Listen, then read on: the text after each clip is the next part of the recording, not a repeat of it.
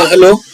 तो अभी जो है अचानक हमको ख्याल आया, जो परिस्थिति चल रही है चारों तरफ, जो रहे हैं हम, तुम भी देख रहे हो, ये जो वीडियो है, ये जो इंटरैक्शन है, this is not a lecture, ये एक इंटरैक्शन है उन स्टूडेंट्स के साथ जो एमएससी फाइनल में है, उनका एग्जाम हो चुका है। बात जो है इस पर हम और भी डिस्कशन करेंगे अगर तुम चाहो तो। एक सवाल ये उठता है, कई बार कई लड़कों ने हमसे पूछा भी कि हम जो है पीएचडी कहाँ से करें, कहाँ से करें। ये लेक्चर वीडियो रहेगा, ये इंटरेक्शन जो है वीडियो में रहेगा, तो तुम कभी भी देख सकते हो, थोड़ा सा भी टाइम है। तो सबसे पहली बात ये है कि हमने ये टॉपिक जो यहाँ पे लिखा है उस टॉपिक में कर दिया है गलत। गलत ये है कि हमने यहाँ पे रिसर्च लिख दिया है, ये होना चाहिए पीएचडी। सबसे पहली चीज, इंडिया में जो यहाँ पे टॉपिक है हमारा, where to do PhD, where to do PhD in India. India में अगर हम हैं, इंडियन सिस्टम में अगर हम हैं, तो हम पीएचडी कहाँ करें। रिसर्च और पीएचडी में उनको कभी बात बताएंगे, और जो भी सुनाई बातें होती है, जो बुकिश लैंग्वेज होता है, हम वो नहीं बोल पाते। जो एक्सपीरियंस है, जो सिनारियो है एग्जैक्टली, वो हम तुम्हें बताना चाहते हैं। और यहाँ पे जो हमारा सिलेबस है, हम फिजिक्स पे एम्फेसिस कर रहे हैं। PhD in India for physics students, physics students. बाकी सब्जेक्ट में भी एक ही तरह का बात है, एक ही तरह सिनेरियो है, तो अभी हम लोग फिजिक्स की बात करेंगे, ठीक है। जो मेरे जो आइडियाज है, या मेरा जो थिंकिंग है, या हमने जो देखा है अभी तक, काफी सालों से हमने भी पीएचडी किया है, उस बेसिस पर बताएंगे। अगर किसी काम का feel it will useful to you, क्योंकि सुनने में कुछ चीज खराब लगेंगी। तो सबसे पहली चीज, यहाँ पे फिजिक्स की जब हम बात करते हैं तो फिजिक्स में दो ब्रांचेस आते हैं, दो तरीके से रिसर्च होता है, मेनली दो तरीके से। पहला है एक्सपेरिमेंटल, हम दोनों के लिए अलग अलग डिस्कशन करेंगे। एक्सपेरिमेंटल वर्क, हम रिसर्च कहीं नहीं लिखेंगे। तुमको अगर बहुत खराब लग रहा है तो तुम ब्रैकेट में हम वर्क को ही रिसर्च कह रहे हैं, तो तुम समझ लेना।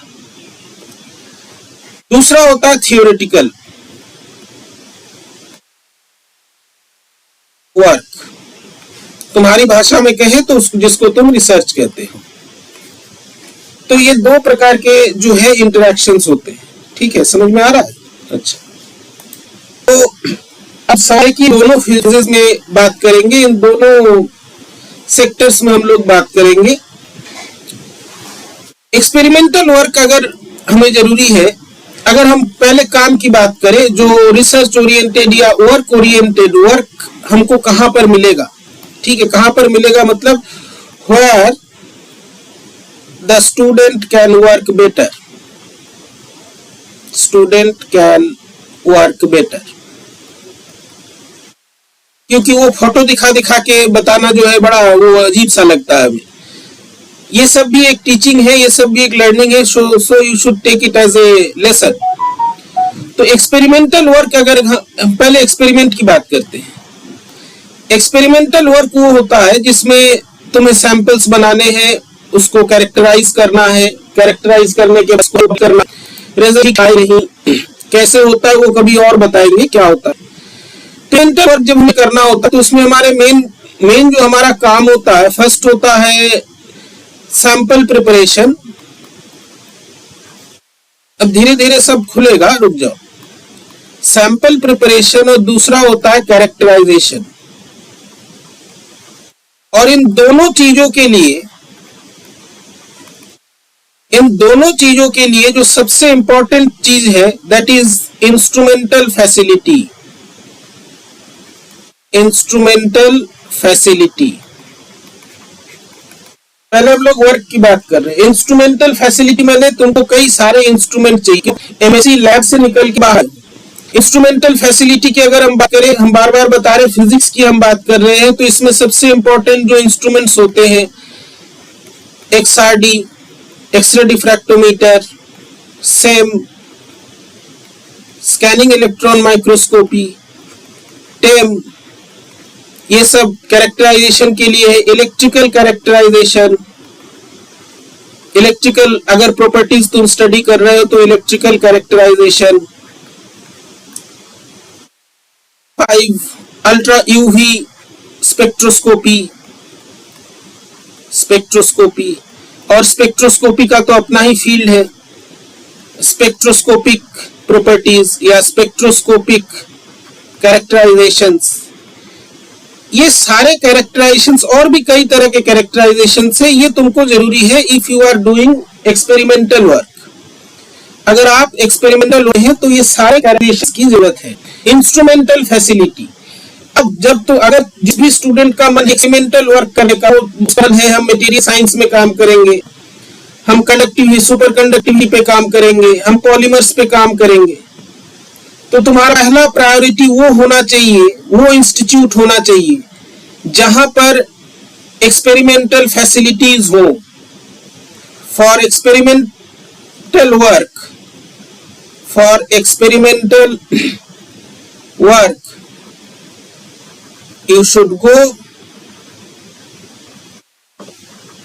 for institutes, research institutes में जाना चाहिए, उसको प्रायोरिटी देना चाहिए। IITs, IIM नहीं, IISc, TIFR और भी कई सारे जो इंस्टीट्यूट्स हैं,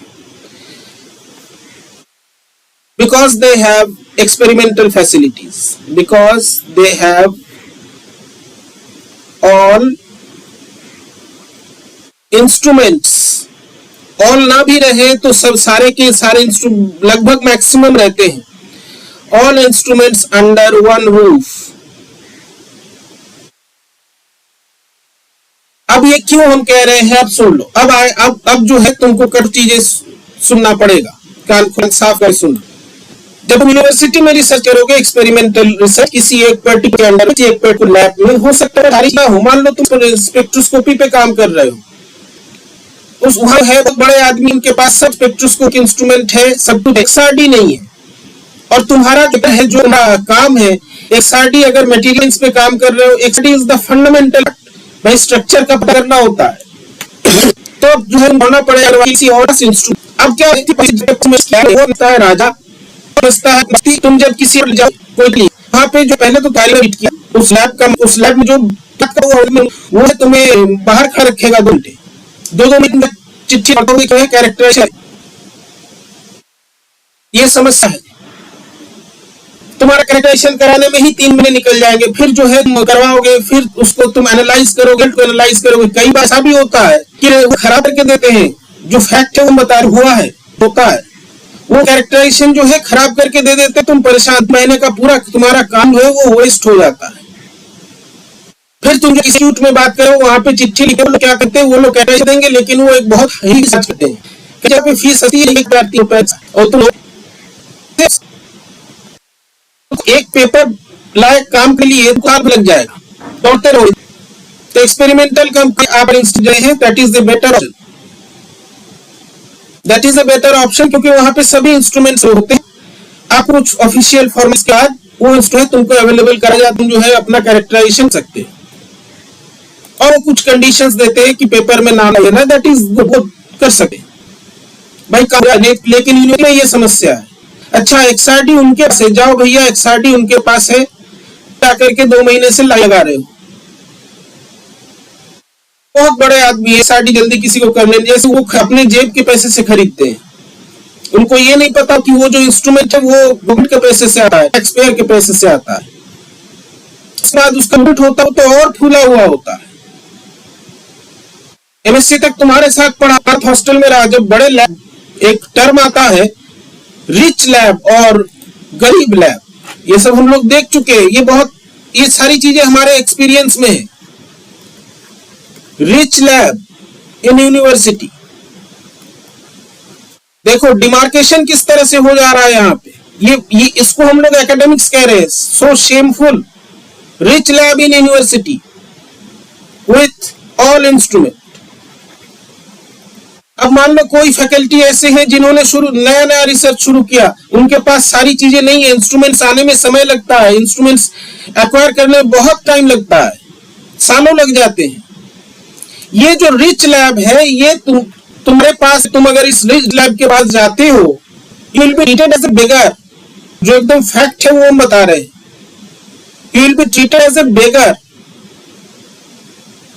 देखोगे तुम्हारा ही साथी उस लैब में, वो जो है तुमको एकदम दूर रखा है, रुको रुको बाद में आना, इतना नहीं हो पाएगा, 5 सैंपल है, एक ही करेंगे, खराब हो जाएगा मशीन। ये जो है अपनी फ्रस्ट्रेशन निकालना है। So they are using the research facilities, research के नाम पे ये सारी चीजें होती है। इंस्टीट्यूट्स में भी होता है, कम होता है। तो एक्सपेरिमेंटल काम यदि आप कर रहे हैं तो आप इंस्टीट्यूट में जाए जहां पर एक्सपेरिमेंटल फैसिलिटीज हो। हमें पता है एक स्कैनिंग इलेक्ट्रॉन माइक्रोस्कोपी करवाने के चक्कर में इतना लिया गया कि मेरा सैंपल खराब हो गया, हमने फिर से उस सैंपल को बनाया। इतना समय का वेस्टेज हो रहा है तुम्हारा। तो ये जो डिमार्शन ये लोग क्रिएट करते हैं, रिच लैब और पुअर लैब, मैंने जिसमें इंस्ट्रूमेंट्स नहीं है, एसी नहीं लगा, में आके बात होती है, तुम्हारे लैब में एसी नहीं रहते हो, खुद रहता होगा एसी पंखा भी नहीं, लैब मिल गई ऐसा तो अपने आप को समझने लगा। This is a fact. हम जो है वो तुमको अच्छा लगे ऐसा कुछ हम नहीं बताएंगे, क्योंकि जो अच्छा लगता है वो हमेशा अपने लिए अच्छा होता नहीं है। तो ये डिमार्केशन चला, और भी डिमार्केशन चलते हैं। ये जो यूनिवर्सिटी में जो रिसर्च के नाम पे है, ये जो रिसर्च के नाम पे जो है कई सारे फ्रस्ट्रेशंस को निकालने होता है। इसी इंस्ट्रूमेंटल फैसिलिटी को लेकर के कहीं कहीं किसी इंस्टीट्यूशन में, यूनिवर्सिटी में, नाम हम नहीं लेंगे, कास्टिज्म होता है, फैक्ट है। सुनने में तो खराब लगा लेकिन ये फैक्ट, अच्छा ही पा रहे होगे, चलता है ये सब। सफर कौन करता है? जो रिसर्च स्कॉलर है वो सफर करता है, क्योंकि अभी जो ट्रेंड है उसमें अगर कोई एक्सपेरिमेंटल काम तो कर रहे हो, अच्छे जर्नल में पब्लिश होने के लिए you have to produce, you have to show maximum types of characterization. अगर हम स्पेक्ट्रोस्कोपी पे काम कर रहे हैं तो खाली स्पेक्ट्रोस्कोपी कैरेक्टराइजेशन काम नहीं करेगा, ऑलमोस्ट मस्ट है कि स्ट्रक्चरल एनालिसिस जब तक हम नहीं करेंगे, हम स्पेक्ट्रोस्कोपिक जो प्रॉपर्टीज आ रहे हैं, how they are appearing, structure में कुछ चेंज हो रहा है कि नहीं, वो हम कैसे पता करें। और इसी के नाम, इसी साइंस की आइटम्स में सारी जो है चलाइए लोग। दिस फर्स्ट फंडामेंटल काम करना है, you should go for institutes. बातें शुरू कर रहे हैं, रुको जरा, अभी और भी बहुत कुछ आएगा। अगर थियोरेटिकल काम करना है, थियोरेटिकल काम में तुम्हारे लिए ये जो है बहुत कठिन होता है। Theoretical work is very tough. हमें एटलीस्ट लगता है, कुछ लोगों को कि नहीं एक्सपेरिमेंटल, आप कैसे एक्सपेरिमेंट। हमें तो भी थियोरेटिकल बहुत कठिन लगता है, क्योंकि थियोरिकल वर्क करने के लिए you must have a very good background of mathematics, higher mathematics. Theoretical work में जो जरूरी होता है तुम्हें, वो होता है कंप्यूटर, हाई स्टैंडर्ड का। हाई स्टैंडर्ड माने जो कैलकुलेशंस कर पाए, बहुत सारे सॉफ्टवेयर्स, मैथमेटिका और क्या, मैटलैब, ये सब चला पाए। कंप्यूटर की जरूरत होती है, बुक्स की जरूरत होती है, पेन एंड पेपर की जरूरत होती है, और कुछ नहीं जरूरी है। तो थियोरेटिकल काम तुम कहीं भी कर सकते हो, थियोरेटिकल काम तुम कहीं भी कर सकते हो जहां पर चीजें। तुमको एक हाई लेवल कंप्यूटर चाहिए जो कि मैटलैब और मैथमेटिका और मैथमेटिकल कैलकुलेशंस, बहुत अच्छा सॉफ्टवेयर जो हैंडल कर पाए। और ये थियोरेटिकल में जो सबसे ज्यादा अभी ट्रेंड चला हुआ है वो है एस्ट्रोफिजिक्स। भैया हमें उतना नहीं समझ में आता है एस्ट्रोफिजिक्स, ये एस्ट्रो से रिलेटेड जो है बहुत सारे चले हुए हैं। String theory,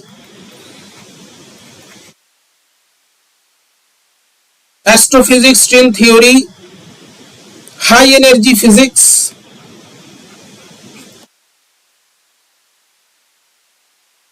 high energy physics, nuclear physics. Nuclear physics जो है फिर भी इसमें एक्सपेरिमेंटल वर्क भी होता है, लेकिन ये जो ऊपर वाले कैटेगरीज है जो है ट्रेंड इसी का है। क्यों है बता रहे, और इसमें सबसे ज्यादा जो घुसे पड़े हैं अभी जो है तुमको थोड़ा सा कम्युनलिज्म लगे, कम्युनिज्म नहीं कम्युनलिज्म लगने दो, जो फैक्ट है बता दे। इसमें सीडो इंटेलेक्चुअल्स कुछ घुसे हुए हैं। सीडो इंटेलेक्चुअल्स अपने आपको इंटेलेक्चुअल दिखाने की कोशिश करते हैं, बहुत विद्वान समझते हैं। मोस्ट एंड साउथ इंडिया से भी कम। Astrophysics, string theory, high energy physics, super symmetry, Gibbs boson और पता क्या क्या, हमें उतना very frank, I am not very used to this field. Pulsars and quasars, they are very interesting. हम एक एग्जांपल दे रहे हैं, पल्सर्स एंड क्वासर्स। ये जो है बहुत इंटरेस्टिंग सिस्टम है जो स्टैटिस्टिक्स मैकेनिक्स में पढ़ाया जाता है। इसमें जो इसका सब बहुत अच्छा डिस्क्रिप्शन जो है बुक में। तो अभी रिसर्च का ट्रेंड हमने बंगाल में जो देखा, जैसे हम ये बात करें पल्सर्स एंड क्वासर्स, ये स्टैटिस्टिकल मैकेनिक्स में पढ़ाया जाता है। बहुत इंटरेस्टिंग, हमने पढ़ाया है, पढ़ा भी है। हुआंग की एक बुक आती है, उसमें बहुत अच्छे से दिया गया है। वेस्ट बंगाल में कई सारे लोगों को हमने देखा, बहुत pseudo intellectual,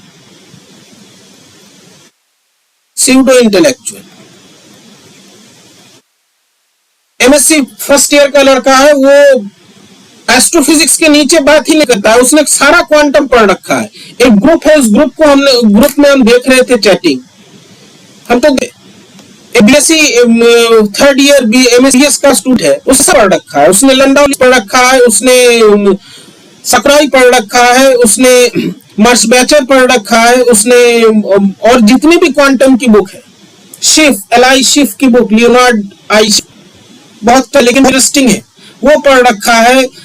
पैम Dirac, concept quantum mechanics, Paul Dirac, Dirac field, Dirac delta, वो डिराक, उसकी किताब उसने पढ़ लिया, सब पढ़ लिया। बहुत बड़े थियोरेटिकल फिजिसिस्ट हैं। एसी का सवाल दो, फेजर निकल के लिए पैन गीली हो जाएगी। तो इसको इसी को सीडो इंटेलेक्चुअल, सीडो फोर्स होता है ना, सीडो फोर्स, सीडो रोटेशन, तो ये सब में चल रहा है। तो इसके लिए जो है आपको ज्यादा कुछ जरूरत नहीं है, कंप्यूटर चाहिए, बुक कलम कॉपी, ये हर यूनिवर्सिटी लेवल, तुम चाहो तो इंस्टीट्यूट में भी जा सकते, यूनिवर्सिटी में भी जा सकते। ये तो बहुत बुकिश बात हो गई। अब जरा हम अपने तरीके की बात करें। तुम्हारे लिए हमें लगता है बेनिफिशियल होगा, इसलिए हम कह रहे हैं। हम कह रहे हैं बार बार, बहुत लोगों को सुनने में खराब लगेगा। अपने एक्सपीरियंस से अभी जिस फेज में हम लोग हैं, उसके बेसिस पे हम तुम्हें बता रहे हैं। एक सक्सेसफुल पीएचडी तब होता है when you have got the following things। एक सबसे जो की पॉइंट है, एक अच्छा सुपरवाइजर, एक अच्छा सुपरवाइजर। अब ये अच्छा सुपरवाइजर कौन है? सुपरवाइजर तो सब अच्छे हैं भाई, गुरु क्या कर रहे हैं। हम लोगों को, हमारे आसपास जो लोग रिसर्च करते थे, वो लोग कहते थे कि जो रिसर्च सुपरवाइजर है वो तुम्हारा समझ लो दूसरा बाप है। हमने कहा नहीं भैया, हमारा एक ही बाप है। एक अच्छा supervisor, this is the key to your successful PhD. Otherwise PhD degree तो होती है, लेकिन वो फेलियर हो जाता है। ये गुड सुपरवाइजर का गुण वो होता है कि कोऑपरेटिव विद द स्टूडेंट। सबसे पहली चीज, ये भी थियोरेटिकल बात है, ये जो है हम थोड़ा सा तेल मारने के लिए कह रहे हैं, और कुछ नहीं। गुड सुपरवाइजर का जो प्रधान गुण होता है, वो होता है कि उसका अप्रोच कहां तक है। अप्रोच मैंने समझते हो, वो कितना बड़ा है। रिसर्च में बहुत बड़े आदमी, बड़े आदमी का कुछ तक होता है, बहुत देर तक होता है। ये एक बीमारी है, अभी उसी के ऊपर सारा सिलेक्शन हो रहा है, पोस्ट डॉक्टरल पीडीएफ, ये सब जो है ये फाइजर पे करता अप्रोच, उसका जो टर्म्स है दूसरे अच्छे अच्छे लैब्स में बड़े बड़े लोगों के साथ उस फील्ड में वो है कि नहीं। तो जब भी रिसर्च करने जाओ किसी इंस्टीट्यूशन में, तो उस गाइड उस व्यक्ति के बारे में प्रोफाइल उस स्टूडेंट से इंटरेक्ट कर जान लो कि किस तरह की, हालांकि स्टूडेंट बोलेंगे तो तुम जो है रिस्क में होते हो पीएचडी जब ज्वाइन करने जाते, सीधी सी बात है। ये जो सुपरवाइजर नाम के जो प्राणी है ये न टीचर होते हैं ना ये जो है एक क्या कहते हैं, ये एक मिक्स्ड सिचुएशन है। जैसे हम लोग वेब फंक्शन पढ़ते हैं ना, तो इसमें दो लोग होते हैं सुपरवाइजर में, एक होता है टीचर जो हमने छोटे हाथ से लिखा है, और एक होता है बॉस। जैसे कॉर्पोरेट सेक्टर में एक होता है ना, एक प्राणी होता है जिसको बॉस बोलते हैं। एक कॉर्पोरेट सेक्टर में एक प्राणी होता है जिसको हम लोग बोलते हैं बॉस। तो ये मालिक और गुलामों वाली स्थिति ज्यादा होती है, टीचर स्टूडेंट का कम होता है, जो हम लोग देखे हैं अभी तक। तो इसमें सक्सेसफुल पीएचडी वही लोग होते हैं जो इस बॉस को खुश रख पाते। कुछ लोग अफकोर्स एक्सेप्शन की बहुत बढ़िया टीचर, बहुत लोग हैं, बाकी है मेजॉरिटी, उनमें ये बॉस वाला कंट्रीब्यूशन, वो फंक्शन जो फंक्शन होता है वो डोमिनेंट होता है, बॉस वाली टीचर वाली कम होती है। तो सक्सेसफुल पीएचडी के लिए जो है ये प्रैक्टिकल बातें हैं बेटा, समझ लो। अभी खराब लगेगा, बाद में देखना तुम कहोगे नहीं सही कह रहे थे। तो यहाँ पे जो है तुमको प्लीज द बॉस, मैंने बॉस को खुश करो, बॉस इज ऑलवेज राइट, ये सारे स्लोगन्स याद करके चलोगे, ये सारे स्लोगन्स ध्यान में रख के चलोगे, तभी जो है तुम्हारा पीएचडी एक सक्सेसफुल पीएचडी होगा। और इससे अगर तुम्हारा नहीं बन रहा है, बार बार क्लैश हो रहा है, डिग्री हो जाएगी, तो जो एडमिनिस्ट्रेशन ने भी रखा कुछ गड़बड़ होगा तो तुम जा सकते हो भाई कि हमारा पीएचडी रुक गया है, प्रॉब्लम हो रहा है, होता है, डिग्री तो मिल जाएगी लेकिन सक्सेसफुल पीएचडी नहीं होगा।